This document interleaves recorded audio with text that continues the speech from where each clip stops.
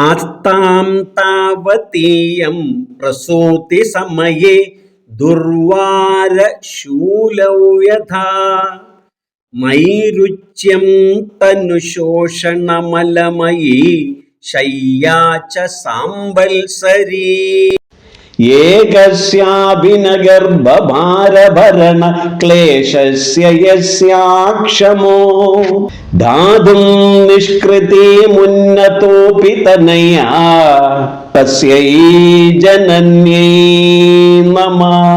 നമസ്കാരം.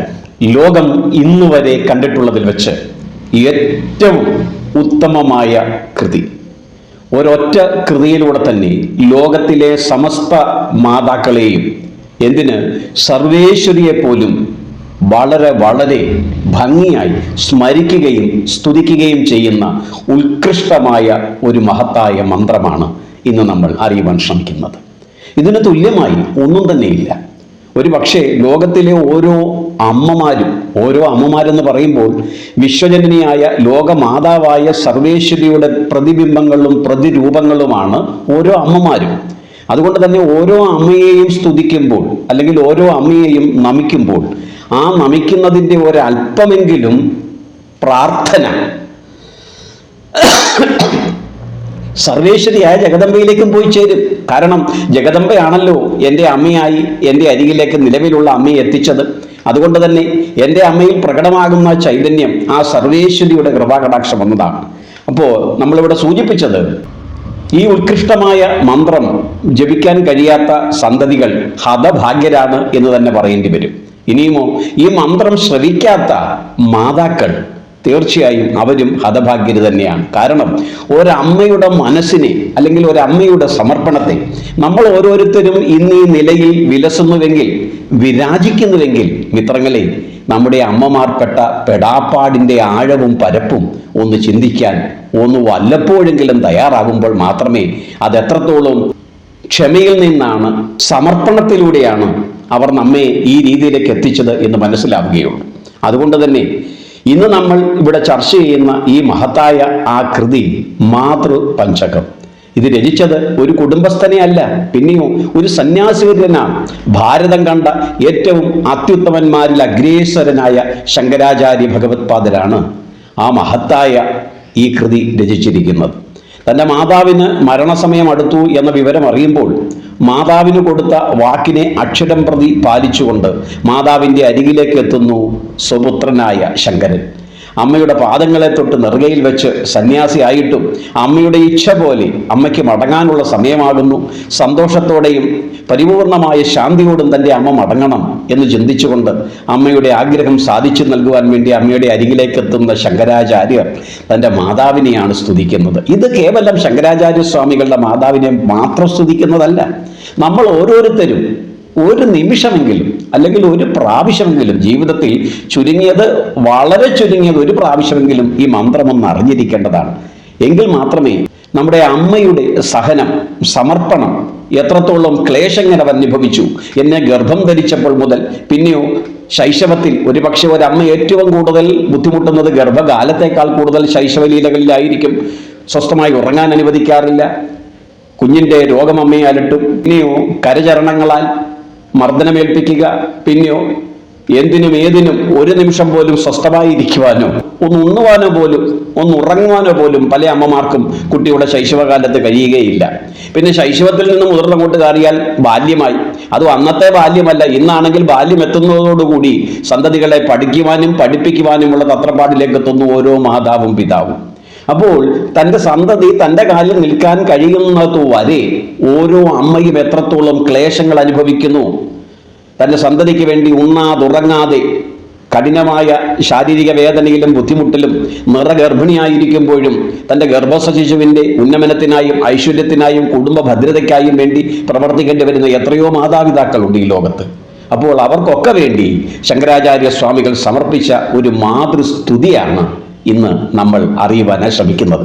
പ്രിയമിത്രങ്ങളിൽ ചിലർക്കെങ്കിലും അത് അറിയാവുന്നതായിരിക്കും. എങ്കിലും അതിൻ്റെ പ്രാധാന്യം വളരെ വളരെ വലുതാണ് എന്ന് തോന്നിയതിനാൽ അത് നിങ്ങളുടെ മുമ്പിലേക്കൊന്ന് എത്തിക്കുവാൻ ശ്രമിക്കുന്നു.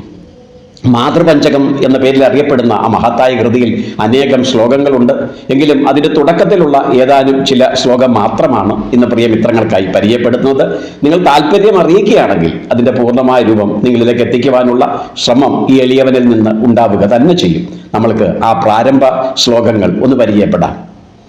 ആസ്താം താവതീയം പ്രസൂതി സമയേ ദുർവാര ശൂലൗ യഥാ മൈരുച്യം തനുശോഷണമലമയീ ശയ്യാ ച സാംബൽസരീ ഏകസ്യാഭിനഗർഭഭാരഭരണ ക്ലേശസ്യ യസ്യാക്ഷമോ ധാതും നിഷ്കൃതിമുന്നതോപി തനയാ തസ്യൈ ജനന്യൈ നമഃ.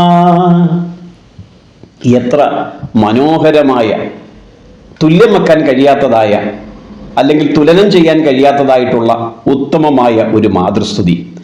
ഈ മംഗളകരമായ ശ്രേഷ്ഠമായ മാതൃസ്തുതിയിലൂടെ ശങ്കരാചാര്യർ സ്വാമികൾ തൻ്റെ മാതാവിനോട് പറയുന്നു, വിശ്വജനനിയായ ജഗദംബയോട് പറയുന്നു, ലോകത്തിലെ ഓരോ മാതാക്കളോടുമായി പറയുകയാണ്, അല്ലയോ മാതാവേ, എന്നെ പ്രസവിക്കുവാൻ വേണ്ടി അമ്മ ചിലവഴിച്ച ആ നിമിഷങ്ങളിൽ അമ്മ അനുഭവിച്ച വേദനയ്ക്ക് തുല്യമായി ഒരു വേദന ഈ ലോകത്തിൽ മറ്റൊന്നും തന്നെയില്ല.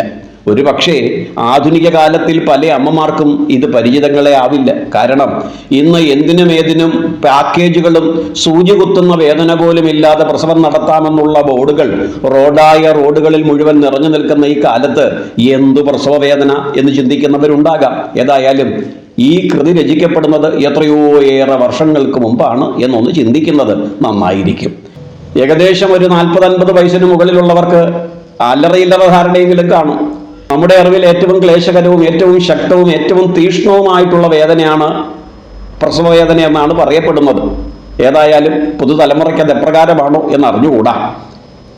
ഇവിടെ പറയുന്നു, എൻ്റെ മാതാവേ, എന്നെ പ്രസവിക്കുന്ന സമയത്ത് അമ്മ അനുഭവിച്ച വേദന, ആ വേദനയ്ക്ക് ഞാൻ എപ്രകാരമാണ് പകരം വെക്കുക, എപ്രകാരമാണ് ഞാൻ അതിന് നന്ദി ചെയ്യുക, എപ്രകാരമാണ് ഞാൻ അതിനെ സ്തുതിക്കുക, എപ്രകാരമാണ് അതിന് ഞാൻ എൻ്റെ കടപ്പാടിലൂടെ പകരം നൽകുവാൻ ശ്രമിക്കേണ്ടത്. ശൈശവലീലത്തിലും ബാല്യകാലത്തിലും സ്വസ്ഥമായി ഉറങ്ങുവാനോ ഉണ്ണുവാനോ എന്തിന് തൻ്റെ ഇഷ്ടം പോലും നിറവേറ്റുവാനോ അനുവദിക്കാതെ കുട്ടികളുടേതായ പല കുസൃതികളാലും കുന്നായ്മകളാലും പിടിവാശിയാലും അമ്മയെ എത്രയേറെ ഞാൻ ബുദ്ധിമുട്ടിച്ചു. അതോടൊപ്പം തന്നെ എന്നെ ഗർഭം ധരിച്ചിരുന്ന കാലഘട്ടത്തിൽ അമ്മ അനുഭവിച്ച യാതന, അമ്മയുടേതായ ഇഷ്ടങ്ങളും ആഗ്രഹങ്ങളും എല്ലാം മാറ്റിവെച്ച് എൻ്റെ പ്രാണനെ രക്ഷിക്കുന്നതിന് വേണ്ടി, ഉള്ളിലുള്ള തൻ്റെ ഗർഭസ്ഥ ശിശുവിനെ സംരക്ഷിക്കുന്നതിന് വേണ്ടി എത്രയേറെ ശ്രദ്ധയോടുകൂടിയാണ് എൻ്റെ മാതാവേ അവിടെ നിന്ന് പ്രവർത്തിച്ചത്. അതിന് ഞാൻ എപ്രകാരമാണ് പകരം വീട്ടുക, എപ്രകാരമാണ് ആ കടപ്പാടിനോട് ഞാൻ എൻ്റെ നന്ദി പ്രകടിപ്പിക്കുക? അതിന് ഒരു നന്ദിയും അതിന് തുല്യമാവില്ല, അതിന് തക്ക പ്രതിഫലമായി മാറുകയേയില്ല. ജീവിതത്തിൻ്റെ നല്ലൊരു ഭാഗവും പല രീതിയിലുള്ള പിടിവാശികളാലും സ്വഭാവ വൈചിത്രങ്ങളാലും അമ്മയെ വേദനിപ്പിക്കുവാൻ മാത്രമാണ് ഈ ഉള്ളവൻ പരിശ്രമിച്ചത്. അമ്മയുടെ മനസ്സിനെ അറിയുവാനോ, അമ്മയുടെ ശാരീരികമായ ബുദ്ധിമുട്ടുകളെ മനസ്സിലാക്കുവാനോ, അമ്മയുടെ അവശതകളെയും രോഗബാധകളെയും മനസ്സിലാക്കുവാനോ ഞാൻ തയ്യാറായില്ല. ഇത്രയേറെ ക്ഷീണതയായിട്ടും രോഗഗ്രസ്തയായിട്ടും ശാരീരികമായ ബുദ്ധിമുട്ടുകൾ ആവോളം അനുഭവിച്ചിട്ടും, എന്തിനു വിശപ്പ് പോലും അനുഭവിച്ചിട്ടും അതൊന്നും സന്തതിയെ അറിയിക്കാതെ തൻ്റെ സന്തതിയുടെ ഉന്നമനത്തിനായി പെടാപ്പാടുപെട്ട അമ്മയെ അവിടുത്തേക്കായി ശതകോടി പ്രണാമം. സർവേശ്വരിയായ ജഗദംബെ, അവിടുത്തെ കൃപാകടാക്ഷത്തിന് ഞാൻ നന്ദി കാട്ടേണ്ടത്. കാരണം എനിക്ക് ഈ ഉത്തമയായ മാതാവിനെ തന്നില്ലായിരുന്നുവെങ്കിൽ, എൻ്റെ മാതാവ് ഇത്രയേറെ സഹനവും സമർപ്പണവും സഹിച്ചില്ലായിരുന്നുവെങ്കിൽ ഇന്നീ കാണുന്ന എൻ്റെ ദേഹവുമില്ല, അതിലെ ചൈതന്യവും ഉണ്ടാവുകയില്ല. അതുകൊണ്ട് തന്നെ ഞാൻ കടപ്പെട്ടിരിക്കുന്നെങ്കിൽ, ഏതെങ്കിലും ഒരു ശക്തിയോട് നിരന്തരം നന്ദി കാണിക്കപ്പെടേണ്ടതായിട്ടുണ്ടെങ്കിൽ അതെൻ്റെ മാതാവെ അവിടുത്തോട് മാത്രമായിരിക്കണം പ്രഥമമായി ഞാൻ നന്ദി കാട്ടേണ്ടത്. എത്രയേറെ നന്ദി പ്രകടിപ്പിച്ചാലും, എത്രയേറെ സ്തുതി വാക്യങ്ങൾ പറഞ്ഞാലും, എത്രയേറെ പ്രശംസിച്ചാലും പരിപാലിച്ചാലും അമ്മേ, നീ എനിക്ക് വേണ്ടി കഷ്ടപ്പെട്ട കഷ്ടപ്പാടിന് തുല്യമാവുകയില്ല. എങ്കിലും അവിടുത്തെ പാദപത്മങ്ങളിൽ ഭക്ത്യാദരപൂർവം ഞാനിതാ എന്നെ തന്നെ സമർപ്പിക്കുന്നു സർവേശ്വരി എന്നതാണ് ആ പ്രാരംഭ ശ്ലോകത്തിൻ്റെ ഏകദേശമായ ഒരർത്ഥതലം. ഏതായാലും ഇത് നമ്മൾ ഒന്ന് ജപിക്കണം. സ്വന്തം മാതാവ് കൂടെയുള്ളവരും ഇനി അതല്ല വിഷ്ണുപദത്തിൽ വിലയം പ്രാപിച്ചിട്ടുള്ളവരാണ് എങ്കിലും യാതൊരു മടിയും കൂടാതെ സമയം കിട്ടുമ്പോൾ ഈ കൃതി അല്ലെങ്കിൽ ഈ ശ്ലോകം ഒന്ന് വായിക്കുകയും അതിലൂടെ ഒന്ന് സഞ്ചരിക്കുവാൻ ശ്രമിക്കുന്നത് നന്നായിരിക്കും. കാരണം ഞാൻ എൻ്റെ മാതാവിനോടും പിതാവിനോടും നന്ദി കാട്ടിയെങ്കിലേ എൻ്റെ സന്തതികൾ എന്നോട് നന്ദി കാട്ടും. കൊടുത്തെങ്കിലേ കൊല്ലത്തല്ല, ചേപ്പാട്ടല്ല, ഹരിപ്പാട്ടല്ല, കൊടുങ്ങല്ലൂരല്ല, കൊച്ചിയിലും കിട്ടും. കൊടുത്തില്ലെങ്കിൽ ഒരിടത്തു നിന്നും ഒന്നും കിട്ടില്ല. സ്നേഹം കൊടുത്താൽ സ്നേഹം, വെറുപ്പ് കൊടുത്താൽ വെറുപ്പ്. അതുകൊണ്ട് എന്നെ ഞാനാക്കിയ അമ്മയെ മറന്നുള്ള ഒരു പ്രയാണവും ഉത്തമമാവില്ല. അതുകൊണ്ട് നമ്മൾ ഓരോരുത്തരും സ്മരിക്കണം. ആ ഒരു ലക്ഷ്യത്തോടു കൂടി ആയിരിക്കാം ശങ്കര ഭഗവത്പാദർ ഈ മഹത്തായ കൃതിയെ നമ്മൾക്കായി പ്രദാനം ചെയ്തത്. ഹരിയോ.